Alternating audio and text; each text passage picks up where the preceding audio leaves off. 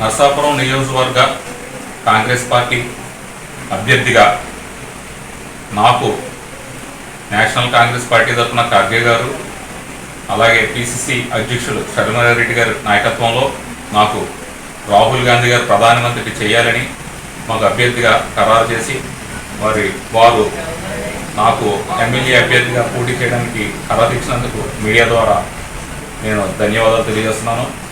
నర్సాపురంలో నియోజకవర్గంలో ఈ రోజున అనేక మంది పొలిటీషియన్స్ వచ్చి వెళ్ళారు. బ్రిడ్జిని చిరకాలంగా అలాగే కొనసాగుతూ ఉంది. నర్సాపురం అభ్యర్థిగా ఎమ్మెల్యే అలాగే ఎంపీ అభ్యర్థి కూడా కాంగ్రెస్ పార్టీకి హస్తం గుర్తుగా మీరు ఓట్లు వేసి మరి గెలిపించాలని, ఈ సమస్యలన్నీ కూడా మా కాంగ్రెస్ పార్టీ పరిష్కరిస్తుందని, ప్రత్యేక హోదా కాంగ్రెస్ పార్టీ సాధిస్తుందని. జై హింద్, జై కాంగ్రెస్, జై కాంగ్రెస్.